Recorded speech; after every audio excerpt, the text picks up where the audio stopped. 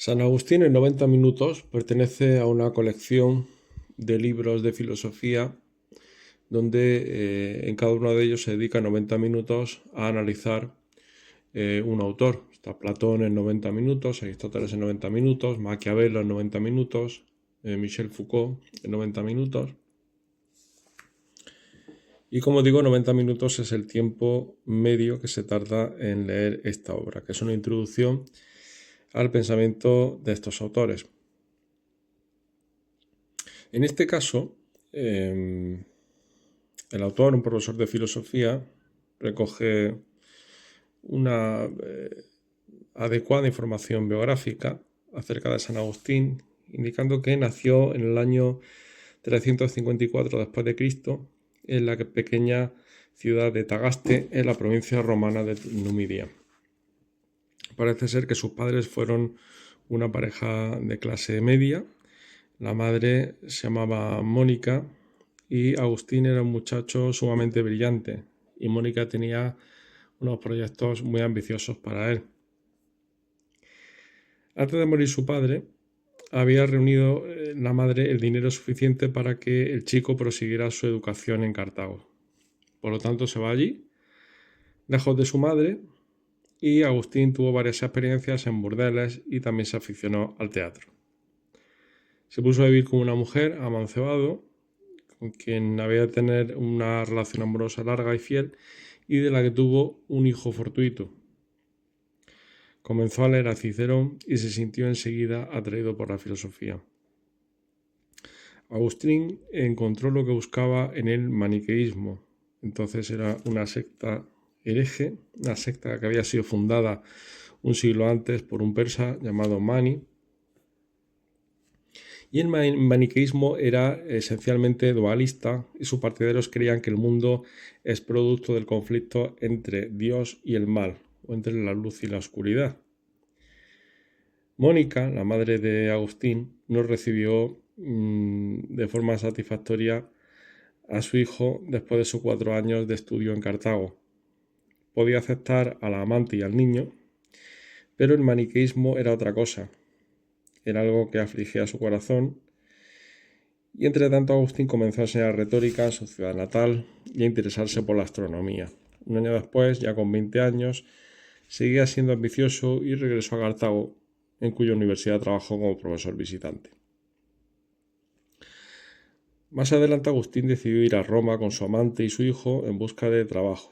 Ya por entonces Agustín comenzó a albergar serias dudas acerca del maniqueísmo. Los últimos descubrimientos en astronomía no casaban bien con las explicaciones mitológicas de los cielos que ofrecían los maniqueos.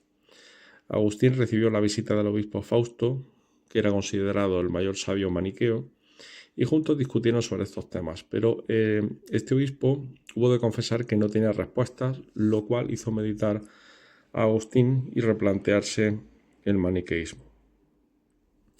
Le fue ofrecido un puesto de profesor de retórica en Milán. Milán había reemplazado recientemente a Roma como capital administrativa del Imperio Romano, que se encontraba en ese momento en proceso de división en sus mitades oriental y occidental. El emperador que gobernaba el Imperio Romano residía en Milán, pero la figura más influyente era la del obispo Ambrosio, quien luego sería hecho santo. Ambrosio era una de las mentes más capaces de la cristiandad y sus sermones atraían una amplia audiencia. Agustín acudió a uno de ellos y se desengañó en el acto de 2 prejuicios que había tenido con respecto al cristianismo. Primero, vio que un hombre de gran inteligencia podía abrazar esta religión, y segundo, vio también que la Biblia era un libro más profundo de lo que él había creído y que no siempre había de ser comprendido literalmente. No podía ya creer entonces en los maniqueos, debido en gran parte a su inferioridad intelectual, ya que no era capaz de responder sus preguntas sobre astronomía, como decíamos, y tampoco de explicar el problema de su irrefrenable impulso sexual. Y entonces Agustín descubrió los escritos de Plotino. Plotino había nacido en Alejandría a comienzos del siglo III después de Cristo, y en sus intentos por explicar lo que Platón había tratado realmente de decir, Plotino transformó las teorías originales de Platón en lo que se ha llamado el neoplatonismo. Plotino lo que hizo fue verter un cóctel de esencias pitagóricas, aristotélicas y estoicas, añadiendo algo de su propio misticismo. Para los neoplatónicos, el mal era meramente la ausencia del bien, era la cosa más alejada de la suprema realidad del uno, y así la cosa menos real de todas. Aquí estaba la respuesta al dualismo inaceptable para Agustín, una respuesta que resolvía de una vez por todas el problema del mal. Todo este tiempo Agustín se aproximaba cada vez más al cristianismo de su madre. En su búsqueda de la verdad llegó a leer las epístolas de San Pablo, pero no se decidía todavía a dar el paso definitivo hacia su conversión.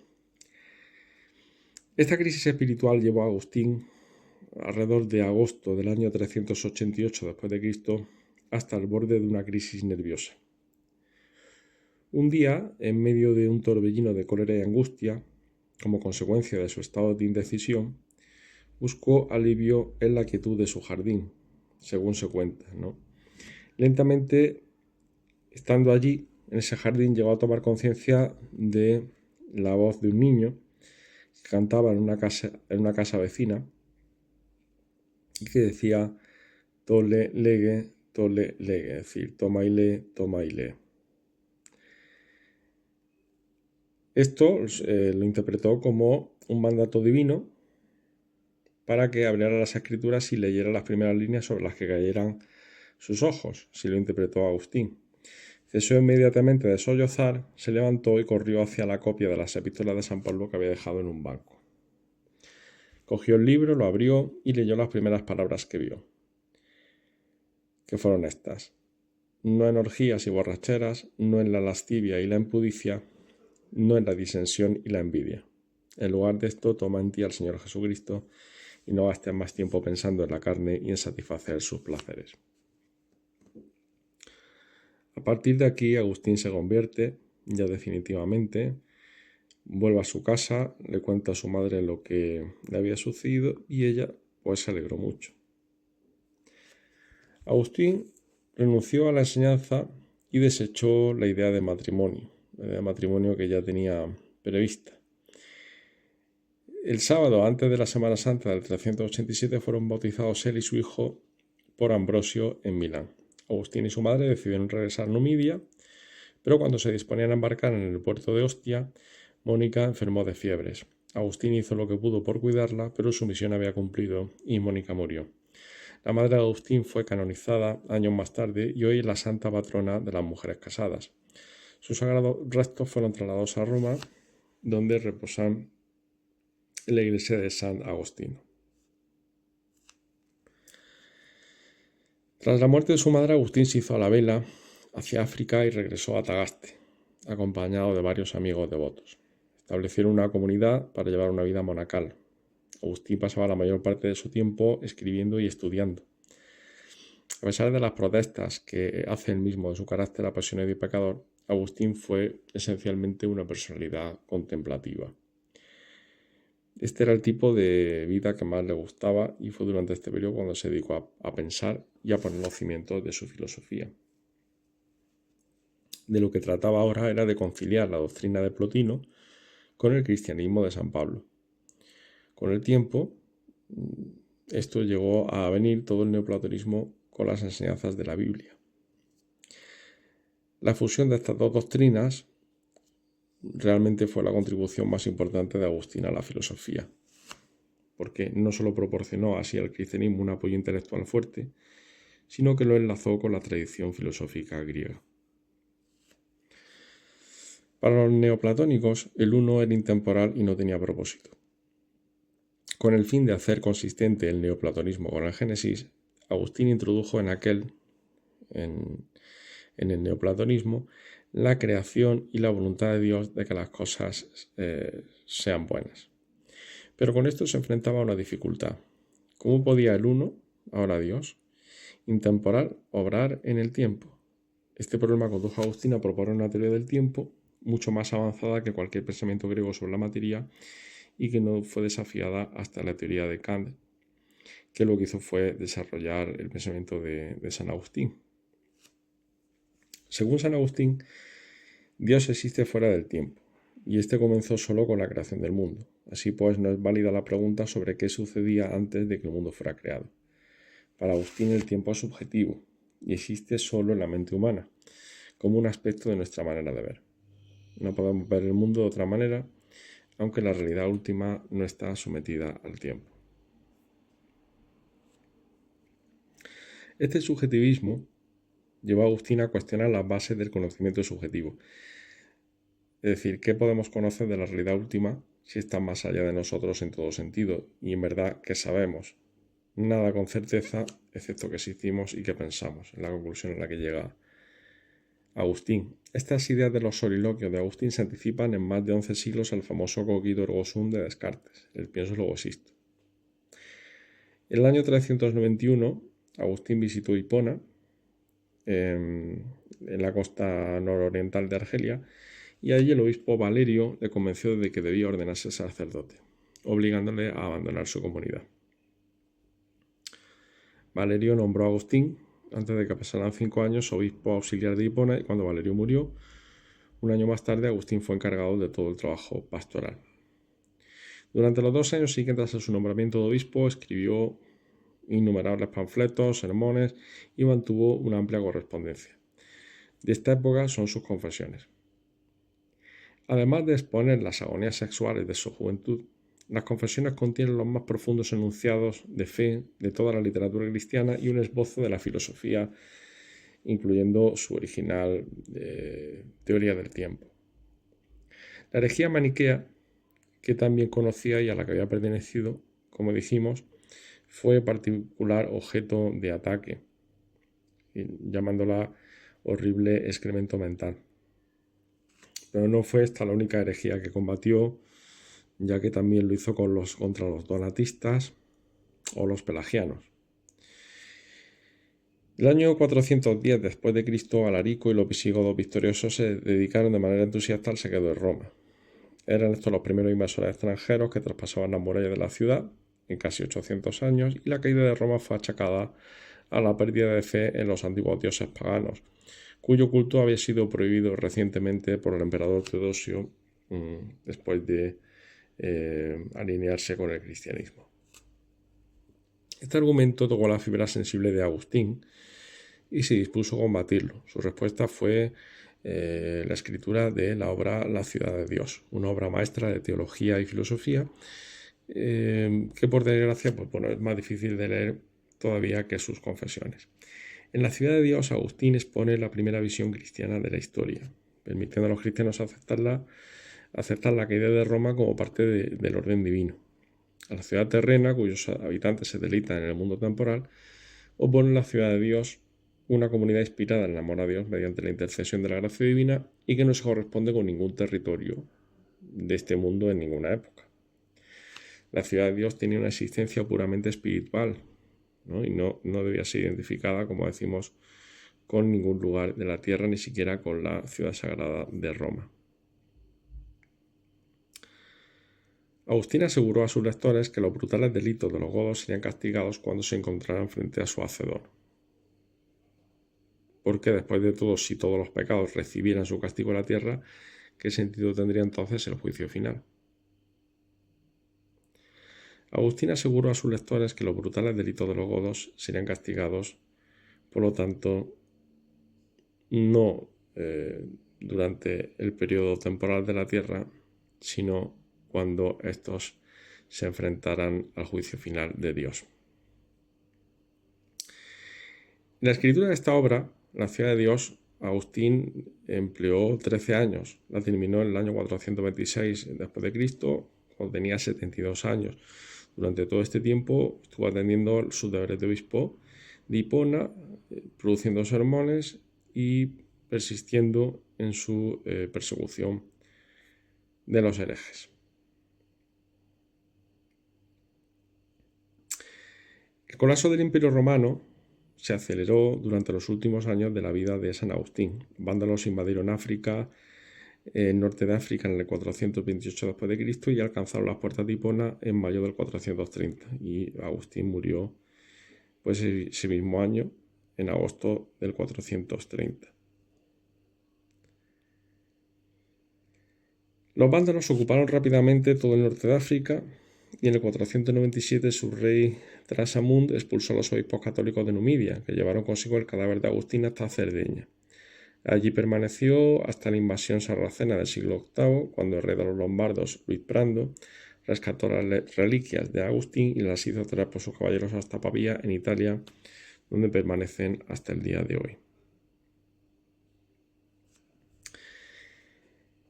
Hay que tener en cuenta que el primer pensador de cierta valía que va a aparecer en la Europa occidental después de Agustín fue Boecio, que murió aproximadamente un siglo después de Agustín en Pavía, Italia, el mismo sitio donde se conservan los restos de San Agustín. A Boecio se le recuerda sobre todo por su volumen La consolación de la filosofía. Y fue precisamente acusado de herejía, por lo que cayó Boecio. Su sentencia a muerte fue anunciada por su, en otro momento, amigo Teodosio el Grande, el rey arriano de los ostrogodos, al negarse a admitir la herejía arriana. El arrianismo negaba la divinidad de Cristo y, por tanto, su conocimiento de Dios. Agustín ejerció una profunda influencia sobre varios pensadores de la época medieval. Más importante de ellos, pues probablemente fue San Anselmo, que fue fundador en el siglo XI del escolasticismo. Otra figura importante que recibió la influencia de Agustín fue el franciscano del siglo XIII, San Buenaventura, que intentó incorporar a la escolástica varios elementos de Platón.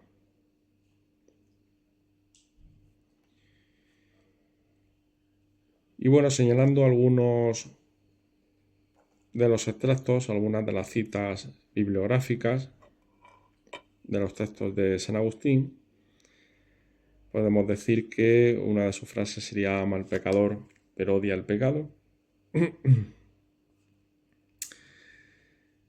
O refiriéndose, por ejemplo, al Edén, al paraíso terrenal, cuando dice: no había extremos de calor o frío en el paraíso y sus habitantes no experimentaban deseo o temor que pudiera perturbar su bienaventuranza. Un hombre y su esposa se hallaban en fiel compañía, basada en el amor y en el respeto mutuos, y en la obediencia sin tacha a los mandamientos. Hemos hablado de sus reflexiones sobre el tiempo, que por ejemplo aparecen aquí. Pues ¿qué mido? Decidme, Dios mío, cuando digo por aproximación, este tiempo es más largo que otro.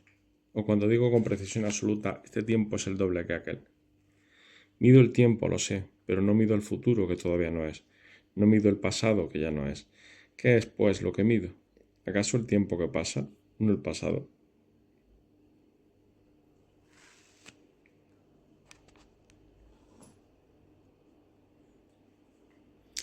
Por tanto, podemos decir que las dos obras de las que recomendamos la lectura de San Agustín serían las Confesiones y la Ciudad de Dios. Las Confesiones tienen un carácter más variado, más ecléctico, abarcan muchos elementos autobiográficos de la vida de Agustín de Hipona, mientras que la Ciudad de Dios parece una obra más seria, más reflexiva, escrita durante muchos años y que tiene un importante trasfondo de teoría política, por cuanto que se aplica y se estudia dentro de la historia de las ideas políticas, en cuanto a que supone una forma o una idea de organización social de este mundo. En el sentido de que hay dos ciudades, la ciudad de Dios y la ciudad del hombre, La ciudad del hombre se corresponde con este mundo y por muy perfecta que sea o por mucho que se aproxime a la ciudad de Dios, nunca va a llegar a ser igual, ya que la ciudad de Dios es un ente inmaterial, espiritual y que no tiene una localización física, una existencia terrenal.